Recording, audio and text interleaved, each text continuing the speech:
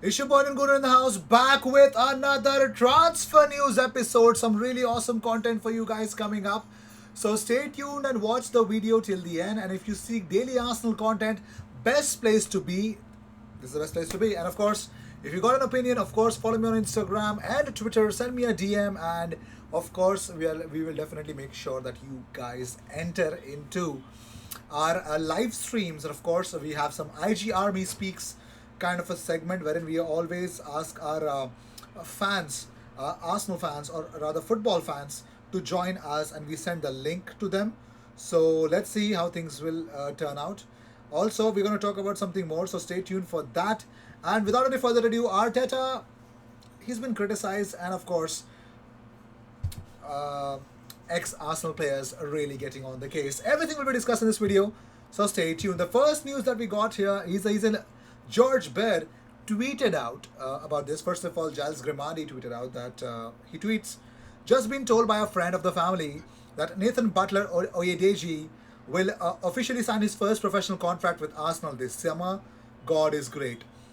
So this youngster is a very hardworking, is a winger, can play as a striker as well. He's a very good young talent, and Giles Grimaldi is really excited about this young talent. George Bird tweets out that this would be great news, good news. Talented, hardworking player who is usually a winger but can also play as a striker. So yes, our youngsters are definitely coming out to the ranks. The Hale End Academy is really producing some real good gems. Well, make sure to follow this guy, Nathan Butler Oyedeji. He's definitely a very good talent. Moving on, Charles Watts has opened up about Emile Smith Rowe's fitness. He says Arsenal are trying to make sure that the new workload that he is suddenly getting and the game time didn't do too much damage on his body, and they're trying to manage him through that. I still think he should be all right for the weekend. So Charles Watts has come up with his explanation that Emile Smith Rowe, even though he was removed from the pitch against Southampton, it looks like Emile Smith Rowe would be fine to face against Manchester United in the upcoming contest on Saturday. Also, the Mail say that Arsenal are in talks with several clubs over loaning out Ainsley Maitland-Niles, who actually has England international. Actually, with he is the England international. He's desperate for more game time to boost his chances of making Gareth Southgate's squad for the Euros this summer. Now, it was confirmed by David Ornstein as well, the Athletic guy. He says, big few days for Ainsley Maitland-Niles as talks continue over whether or where to go on loan. West Brom pushing hard, but Arsenal have reservations. A top four club keen, Arsenal may prefer that, but need to shift first. Others likely to try too. So Ainsley Maitland-Niles, the 50 out of Arsenal. I don't know. I can, if I can imagine an Arsenal without him. I might. There's not much issues. But until now, if anyone can tell me what is the best position that he can play in, I don't know. I would have loved to see him in a centre mid role. But if not, I think he did really good in Europa League. But if not, I think right back role was the best. A wing back role in the left wing back or a right wing back role was much of a better position for him.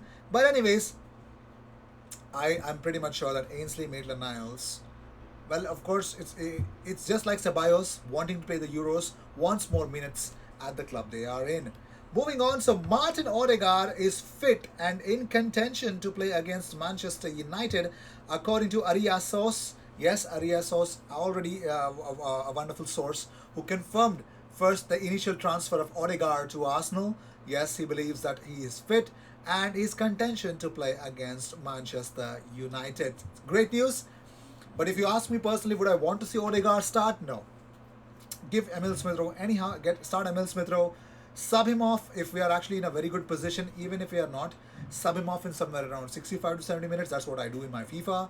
I would want the similar way in real life as well.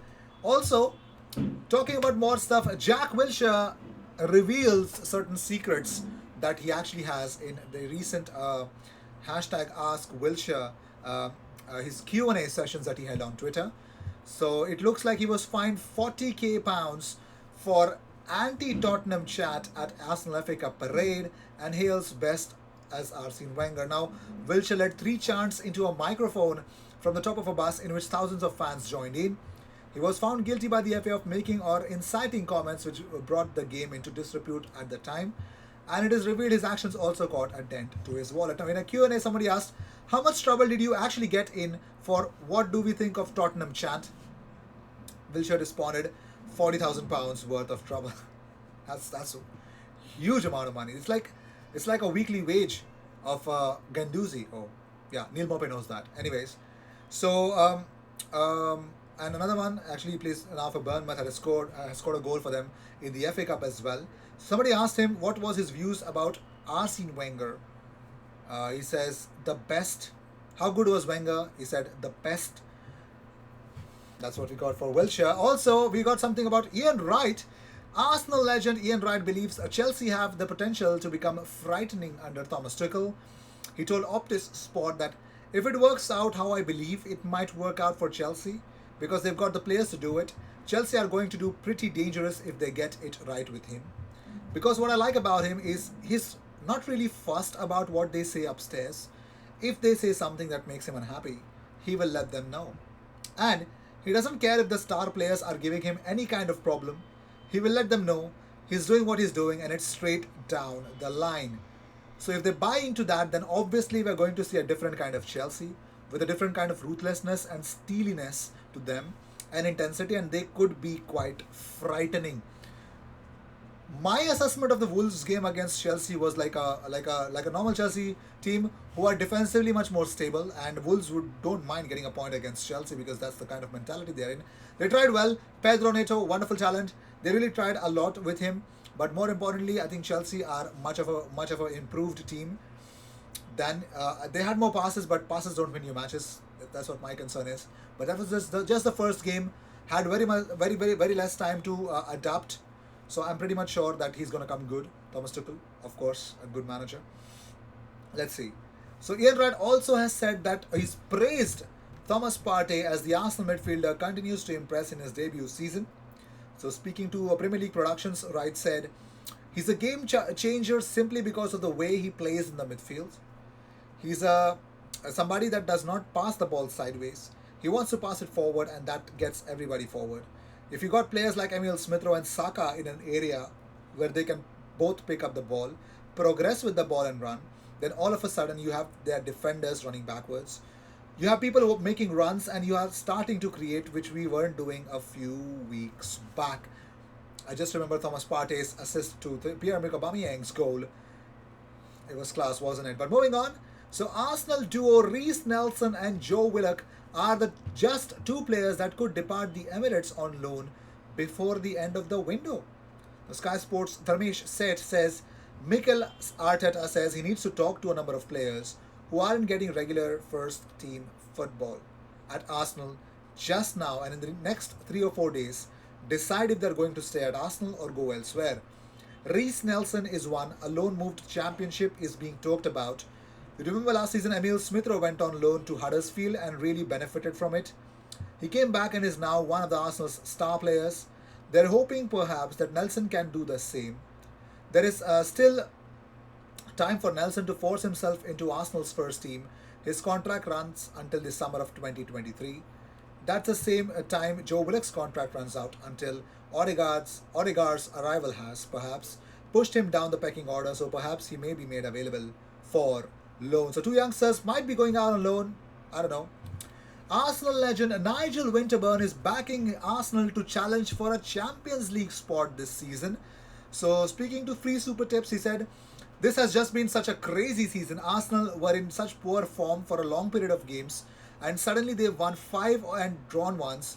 You look at the table and see every other team slipping up, and suddenly we're only 5 points away from the Champions League places. Yes, we have played a couple of more games than some of the teams around us, but there has been a real mentality switch at the club, and rather than looking down, you're looking up and thinking positively. Arsenal have given themselves an uphill battle with the early losses in this campaign, but it might not be beyond them to get a Champions League place, particularly this season. Maybe, therefore, they're making so many changes in the FA Cup with European ambitions in mind. And Tony Adams has actually slammed Arsenal's recruitment policy. He says, why have you brought Willian into the squad if you have got him just to make up the numbers? Because he has got a bit of experience. Where are you going with that? I have cried out about that recruitment on more than one occasion. Edu is very experienced and they were heavily reliant on agents to get players into the club. All of a sudden you have got Willian, Cedric, all the same agent. We have got so many kids coming through. Don't buy these players. You spot areas of the squad that are weak. You don't go and get Willian on a 3-year contract. That is going nowhere. That is really poor sports directorship. We all get once wrong, but if you are building a club to win the league, then you don't fill up areas when you have good kids coming through. So according to Hibs Central, Arsenal are monitoring young Hibernian left-back Josh Doig and may make a bid before the January window closes. It's a strong possibility that Josh Doig might enter Arsenal's radar because they look like he's like Kieran Tierney 2.0. He's definitely a young talent, a wonderful talent, a versatile talent that people want to go for. So Josh Doig, wonderful talent, came through the ranks and is a wonderful, wonderful young kid to get if we can. So with this, we end this episode. Thank you so much for tuning in. I will see you in the next one. And don't forget to subscribe. Yes, FIFA Career Mode episode is coming up next. The live, of course. Do join in and give your predictions, opinions, whatever you feel about Liverpool destroying Tottenham's plans and moving further up the table. I will see you in the next one.